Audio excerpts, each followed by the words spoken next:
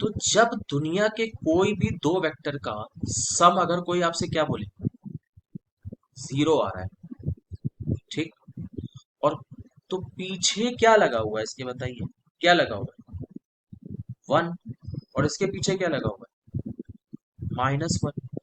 अब सुनना यार, दो वेक्टर का सम जीरो अगर आ रहा है तो ये एक ही शर्त पे हो सकता है। किस शर्त पे? कि उनके कोफिशिएंट को जोड़ के कितना आना चाहिए, 1 - 1 कितना आना चाहिए, कितना आना चाहिए, जीरो आना चाहिए। देखो ना, वन और माइनस। तो आज के बाद आपको समझना है कि अगर ए और बी कैसे वेक्टर है, कोलिनियर,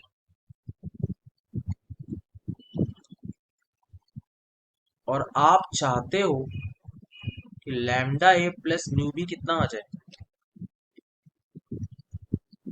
जीरो, तो ये तभी आएगा, ठीक है, जब लैम्डा, जब लैम्डा और न्यू की वैल्यू, न्यू का सम कितना आ जाए,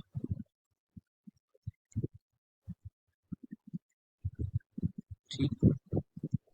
अगर कोलिनियर वेक्टर है और इनका सम जीरो आ रहा है, ये गिवन है, तो ये तभी पॉसिबल है ना, अदरवाइज पॉसिबल नहीं। बात समझे कि नहीं समझे? अगर मैं एक क्वेश्चन दूं कि ए और बी क्या है, क्या है, ए और बी क्या है,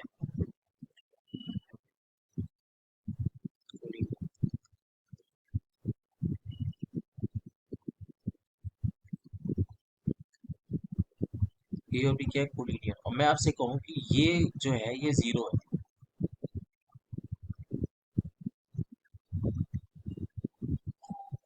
बताओ ट्रू या फॉल्स?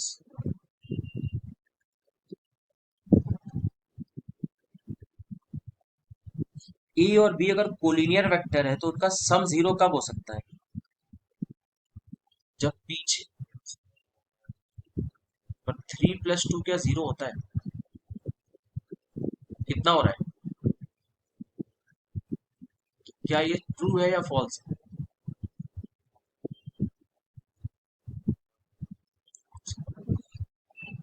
नहीं समझ में आ रही बात?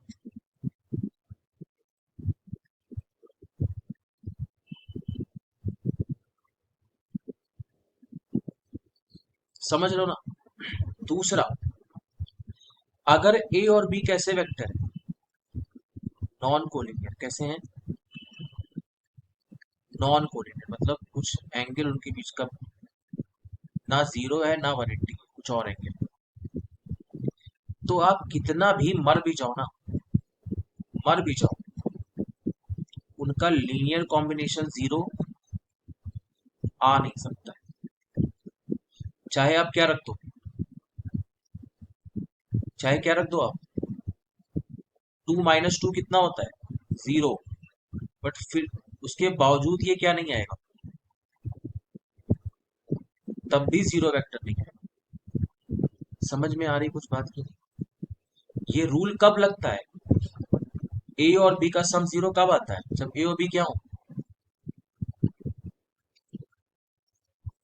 अगर कोलिनियर, हाँ अगर कोलिनियर नहीं है, अगर ए और बी क्या है, नॉन कोलिनियर, तो आप दुनिया की सारी ताकत लगा दो, उसके बावजूद क्या नहीं होगा, लीनियर कॉम्बिनेशन जीरो। कोई कहे नहीं मेरे को तब भी बनाना है, तो फिर एक ही तरीका है, क्या, चुपचाप क्या रख दो, बम गिरा दो, ए के ऊपर बम गिरा दो और बी के ऊपर भी क्या गिरा दो, फिर तो बन ही जाएगा जीरो, हाँ या ना, ठीक है ना। तो याद रखना, अब ये रूल है, इसको याद रखना कि अगर ए और बी कैसे वेक्टर्स हैं, एक लाइन पर नहीं है, क्या है, नॉन कोलिनियर है, कैसे वेक्टर है, नॉन, उसके बावजूद क्या दिया हुआ है पेपर में, गिवन है, गिवन मतलब ये दिया हुआ है, इसमें सवाल जवाब नहीं करना है हमें, उसके बावजूद lambda A plus mu B कितना दिया हुआ है? 0। तो बताओ ये हो सकता है क्या? कब हो सकता है?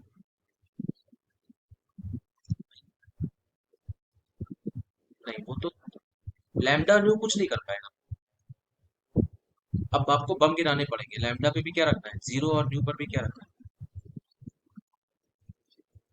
समझ रहे हो? समझ रहे हो? हाँ या ना? ठीक। तो एक्चुअली में इसको क्या बोलते हैं? जब कोलिनियर वेक्टर का एक अलग नाम मैथ्स में क्या होता है?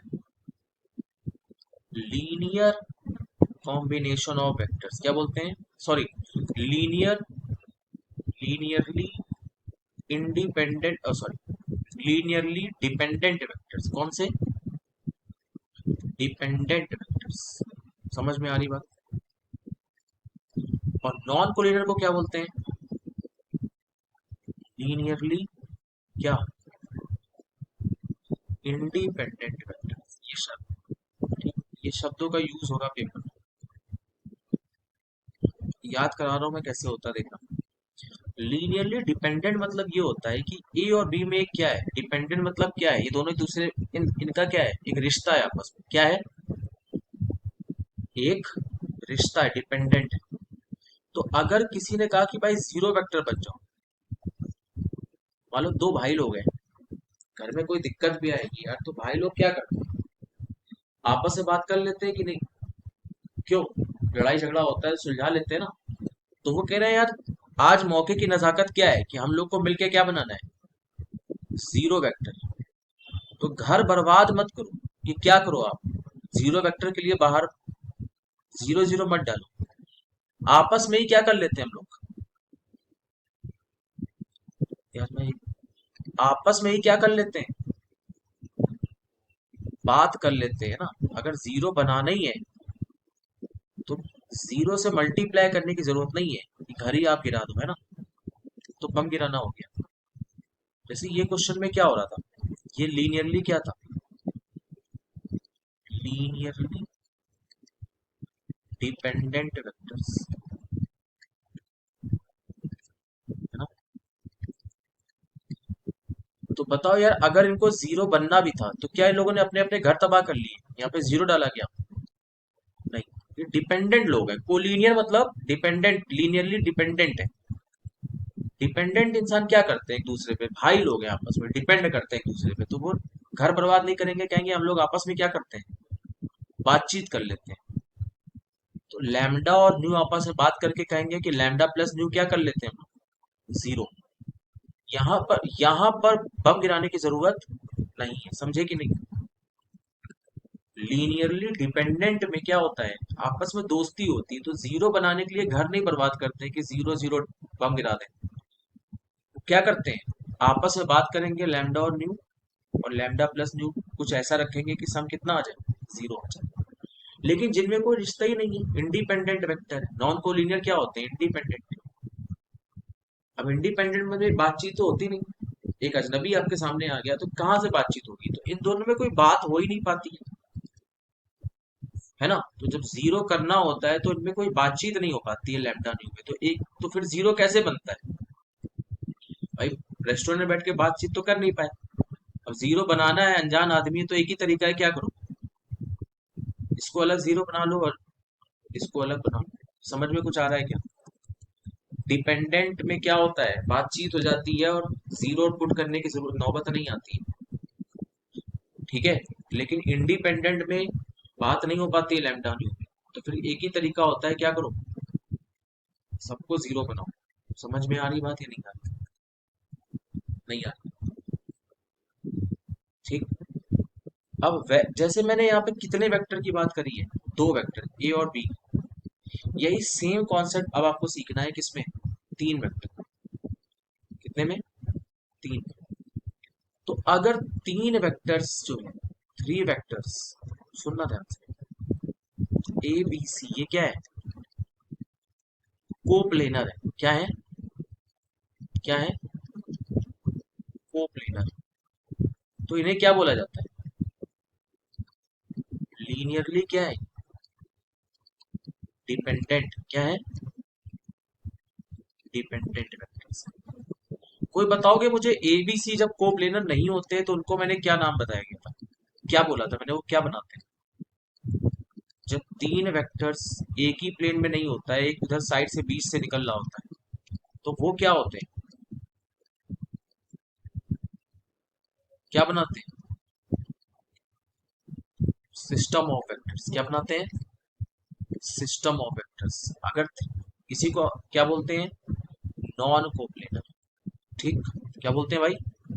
Non coplanar vectors. और सुनिएगा जरा ध्यान से, अगर इनको क्या बोलते हैं, अगर नॉन कोप्लेनर तो क्या है? तो यार दोस्ती नहीं हो पाई है ना, ये क्या हो गए? इंडिपेंडेंट। इनमें डिपेंडेंसी नहीं है, कोई दोस्ती नहीं है। इंडिपेंडेंट वेक्टर, ये क्या है? डिपेंडेंट नहीं है, ये क्या है? इंडिपेंडेंट है, दोस्ती नहीं हो पाई। तो अगर तीन वेक्टर डिपेंडेंट है और किसी ने आपसे कहा lambda A plus nu B plus gamma C कितना आ रहा है? 0, ये दिया हुआ है, तो बताओ कब ये हो पाएगा, कब होगा 0? ये क्या डिपेंडेंट लोग क्या करते हैं, आपस में बातचीत करते हैं कि घर तबाह कर देते हैं? आपस में बातचीत करेंगे, कहेंगे भाई 0 बनाने के लिए हम लोग को यहाँ पे 0 0 रखने की जरूरत नहीं है, हम तीनों भाई क्या कर लेंगे, आपस में बातचीत करके क्या बना देंगे, कुछ ऐसा लैम्डा न्यू और गामा रखेंगे जिसका सम कितना होता हो। इधर बताओ, अगर ये तीनों वेक्टर क्या है, नॉन कोप्लेनर है यानी इंडिपेंडेंट है, उस केस में क्या कहोगे? 0 आ रहा है पर बातचीत तो होती नहीं है, इंडिपेंडेंट लोग हैं, अनजान लोग हैं एक दूसरे से, तो बातचीत नहीं हो पाएगी फिर लैम्डा न्यू और गामा में, तो फिर क्या तरीका बचता है? तीनों जगह पे क्या रख दो? 0 रख दो। ये हमेशा याद रखना कॉन्सेप्ट, लीनियरली ये पेपर में आता है। ठीक है, ये लेक्चर में रिकॉर्ड कर रहा हूँ, अभी डाल दूंगा। ठीक है, लेकिन याद रखना ये बेहद इंपॉर्टेंट चीज है। ठीक है, समझ में मैं आपसे ये कहूँ कि ये तीनों वेक्टर एक ही प्लेन पे है या अलग अलग प्लेन पे? आई कैप प्लस जे कैप प्लस के कैप, 3 आई कैप प्लस 2 जे कैप माइनस 4 के कैप, और 8 आई कैप प्लस 5 जे कैप प्लस 2 के कैप, ये एक ही प्लेन पे है कि अलग अलग प्लेन पे है? कैसे बताओगे? इसका तरीका क्या होता है, एक डिटर्मिनेंट बनाओ, उसमें क्या लिखो? 1 1 1। हाँ, हालांकि ये आपका सिलेबस से हटा दिया गया अभी मेंस में, स्केलर ट्रिपल प्रोडक्ट नहीं है सिलेबस में, है ना, पर ये पूछा जा सकता है, इतना है, पॉपुलैरिटी चेक करना है। अगर ये कितना आ गया, अगर डेल्टा कितना आ गया, तो यानी कि तीनों एबीसी क्या थे? ठीक, अगर डेल्टा कितना आ गया, पॉजिटिव, तो ये क्या बना रहे थे? सिस्टम। क्या बना रहे थे? System of vector. और अगर ये क्या डेल्टा कितना आ गया था, निगेटिव, तो इसे क्या बोलते हैं? Left handed system. क्या बोलते हैं? Left handed system. ठीक, ये चीज आपको आनी चाहिए, डिटरमिनेंट निकालना सबको आता ही था। ठीक है, तो एक चीज याद रखना है आपको हमेशा, कि अगर तीन वेक्टर दुनिया में है, जो कोप्लेनर, अच्छा एक बात बताइए मुझे, अगर ए वेक्टर और बी वेक्टर क्या है, प्लेन बना रहे हैं, तो उस प्लेन में कितनी सारी लाइनें आप खींच सकते हो, कितने वेक्टर बना सकते हो, और सब किसको सलाम करेंगे? सब सलाम किसको करेंगे? ये बताया था मैंने, के वेक्टर दरअसल किसको सलाम करेगा? ए और, है ना, कभी कभी बस यहाँ पे क्या हो जाता है, हो सकता है ये वैल्यू कितनी हो, के वेक्टर कैसे आता हो, 2a+, और ये सलाम किसको करेगा? जिनके प्लेन में है ना। एस वेक्टर किसके प्लेन में है? एस वेक्टर किस प्लेन में? तो किसको सलामी ठोकेगा?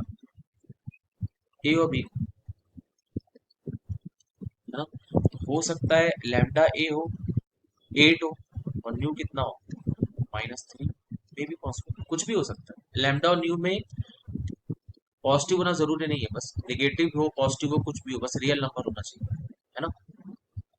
ये कौन सा वेक्टर है? T vector. तो हो सकता है टी वेक्टर कैसा होता है? 9a और प्लस रूट में भी हो सकता है। समझ में आ रही बात? पर ये सारे सलाम किसको मारते हैं? किसको सलाम करते हैं? जिसके प्लेन में होता है ना। सब लोग बताएं ये दोनों वेक्टर प्लेन बना रहे हैं कि नहीं बना रहे? मेरी आवाज आ रही है? आई थिंक आवाज दोबारा आ गई। मुझे तुम्हारी आवाज नहीं आ रही, मेरे को वापस से कनेक्ट होने दो, दूसरा ईयरफोन लगाता हूँ। तो आज के बाद आपको ये समझना है कि अगर दुनिया के कोई भी 3 वेक्टर है जो क्या है, कोप्लेनर नहीं है बल्कि क्या बना रहे हैं? सिस्टम। तो धरती का तो दुनिया का कोई भी वेक्टर, वेक्टर क्या होता है?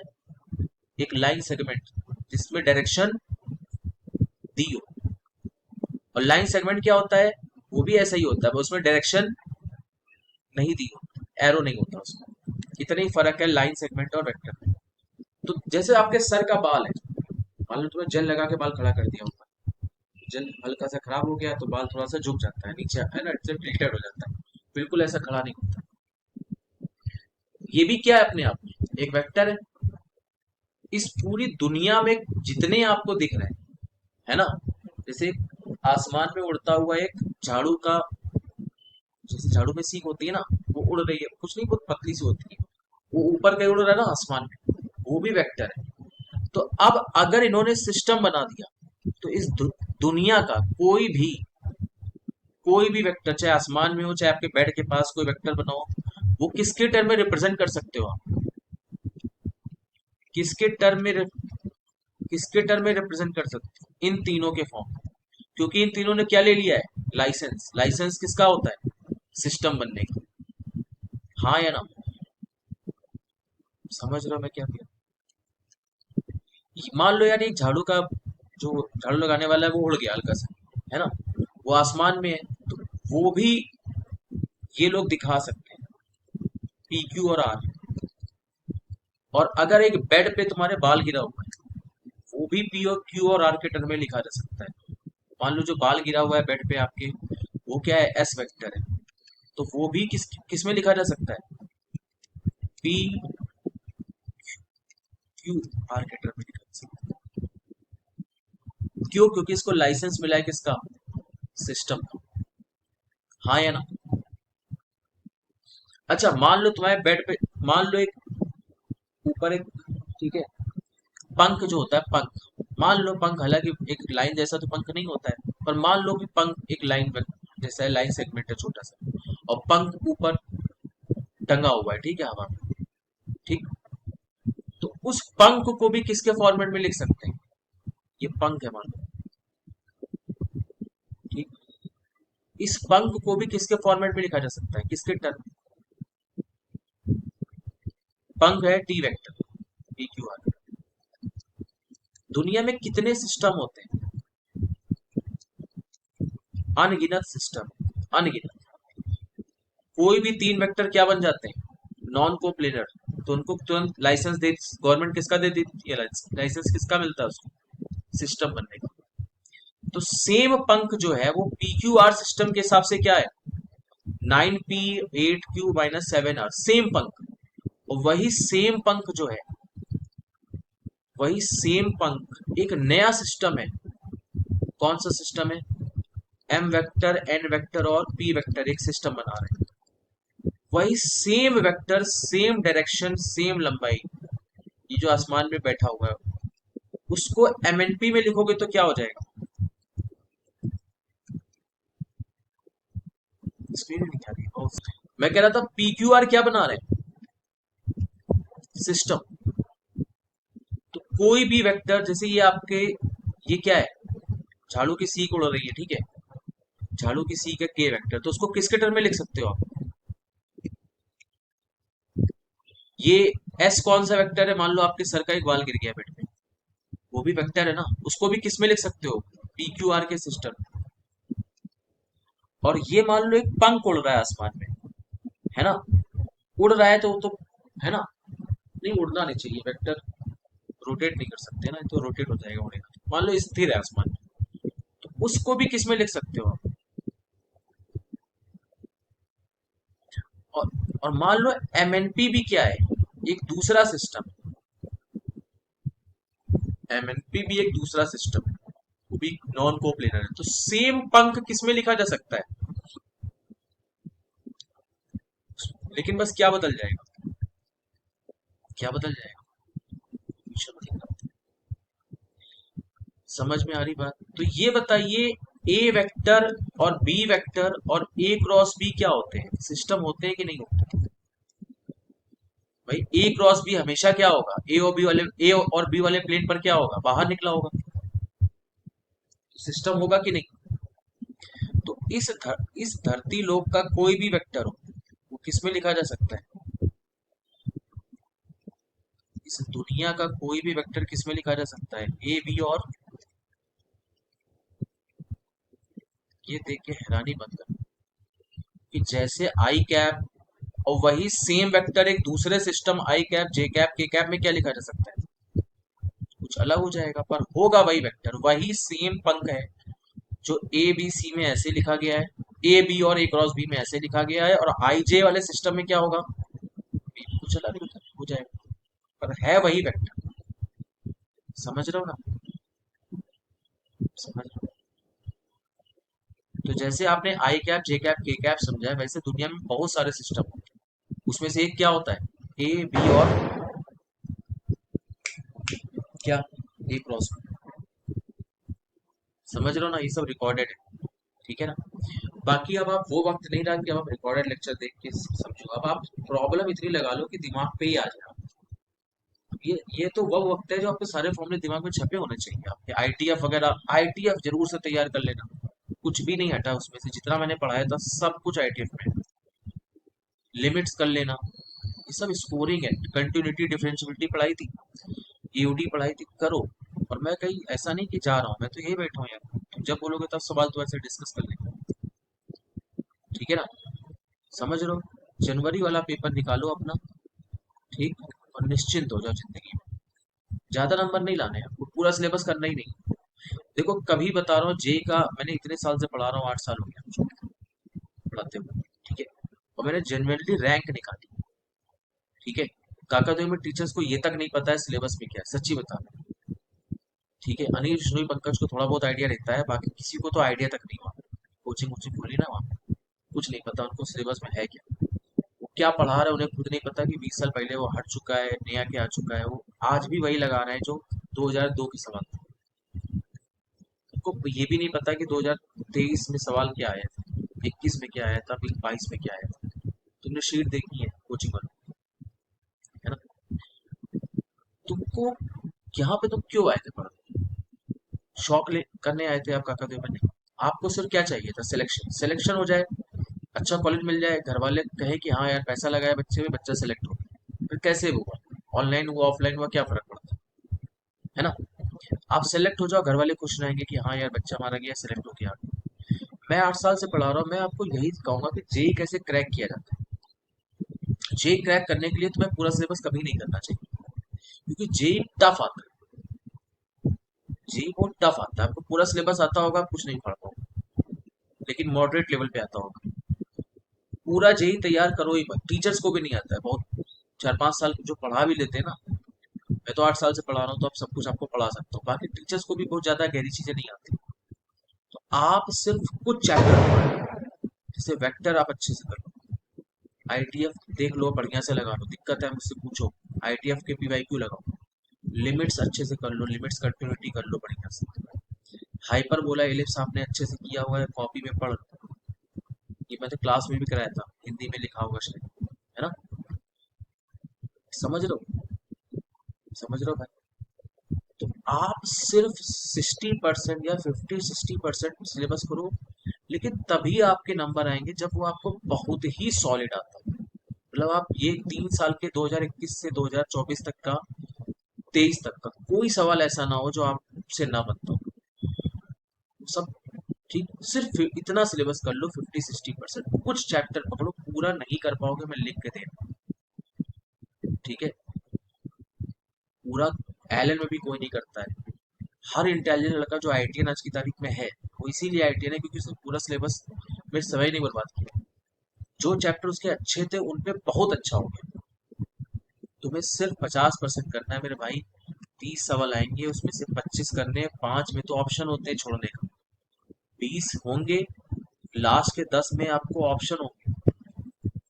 20 में से अगर आपने 50% किया हुआ है सिलेबस, अच्छे से तगड़े से किया है, सॉलिड किया हुआ है, तो 10 क्वेश्चन बना ले जाओ, यानी अपने 40 नंबर आ गए।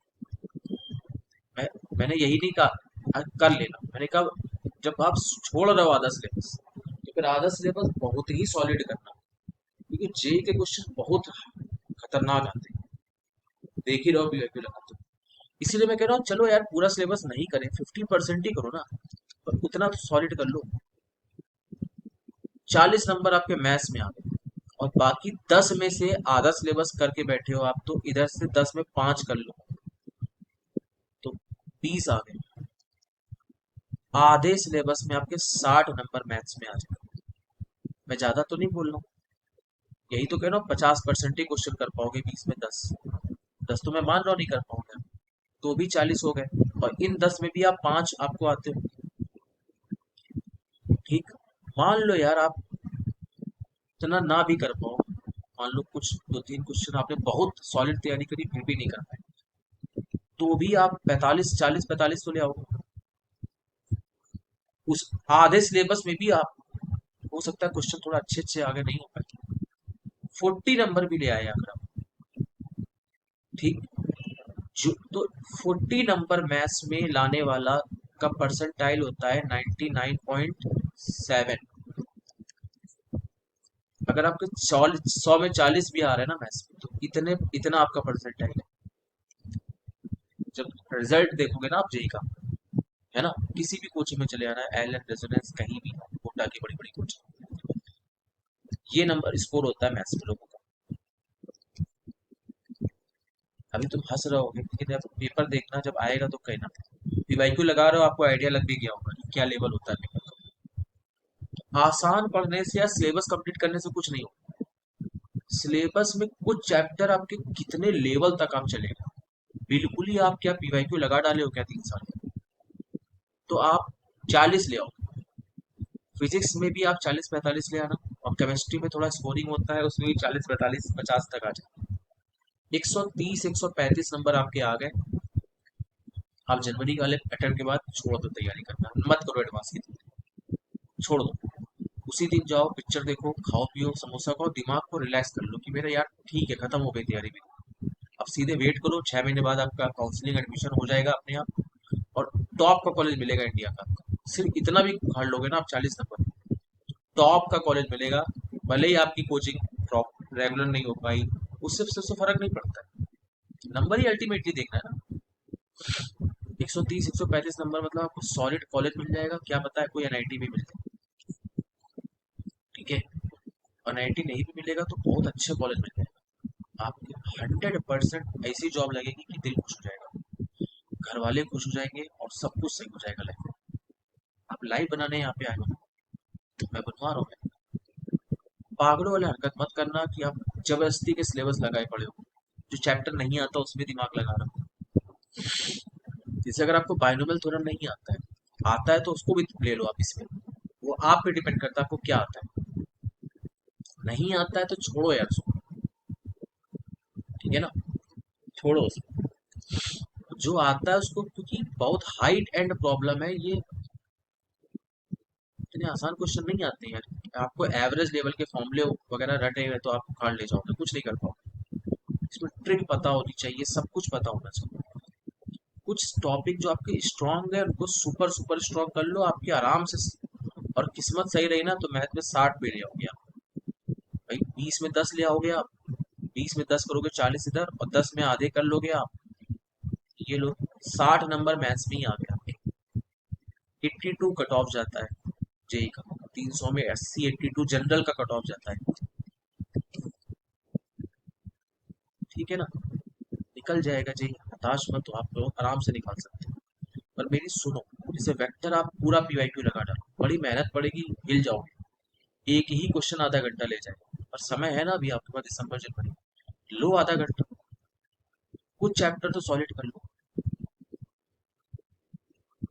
इवन आपसे 25% भी सिलेबस हो ना, कोई बात नहीं, पर अच्छा लेवल पे, एडवांस लेवल पे कर लो। एडवांस लेवल मतलब पीवाईक्यू पूरा लगा लो।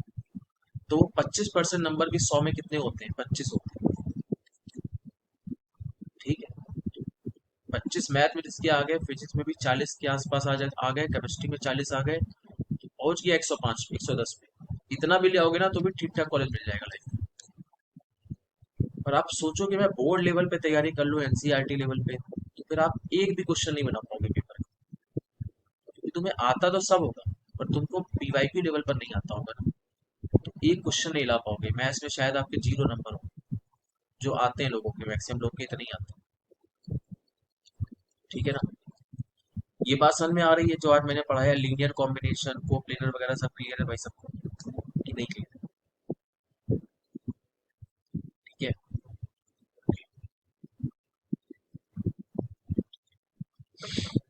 दूसरा, एक बात बताइए, ये दोनों वेक्टर कैसे हैं?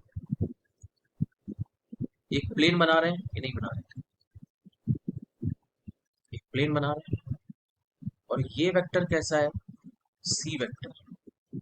और ये वेक्टर, ये दोनों उसी प्लेन पर है कि नहीं? ये दोनों किस प्लेन पर है, जो किसने बनाया है, ए और बी? तो दोनों किसको सलाम करेंगे? दोनों यार किसको सलाम करेंगे? सी भी किसको सलाम करेगा, है ना? और बी किसको सलाम करेगा? किसको? अब कमाल पता है क्या होता है? कमाल ये होता है कि आप कभी भी देखना, अगर दोनों एक ही प्लेन पे हैं, ए और बी में, और पैरेलल वेक्टर्स हैं, तो हमेशा देखना आपको एक चीज होती है बड़ी काम की, क्या? कि जो रेशियो होगा ए वेक्टर का, वही रेशियो किसका आएगा? वही रेशियो किसका आएगा? बी वेक्टर के कोफिशिएंट का। ये गजब की प्रॉपर्टी है जो बुक्स में नहीं है। ये प्रॉपर्टी बुक्स में नहीं है, ये याद रखना है। ठीक है ना, कि अगर आपका सी कितना दिया है, लैम्डा टाइम्स ए और टाइम्स बी, है ना, लैम्डा वन और न्यू वन, और डी वेक्टर क्या है, लैम्डा टू टाइम्स ए और न्यू टाइम्स बी। और दोनों अगर पैरेलल है और एक ही प्लेन पर है, तो पक्का क्या होगा? जो ratio lambda one lambda two का होगा, वही रेशियो किसका होगा, न्यू वन और, हाँ यार, क्लियर? समझ में आ रहा है कुछ नहीं आ रहा है? ठीक, अगर आपने दो क्वेश्चन भी बना लिए ना, तो ट्राई करने पर ध्यान दो, बाकी होना नहीं होना वो सब हो जाएगा, नहीं होगा तो सोल्यूशन देख लेंगे, उससे पूछ लो, 100 तरीके। क्वेश्चन एक बार ट्राई करो।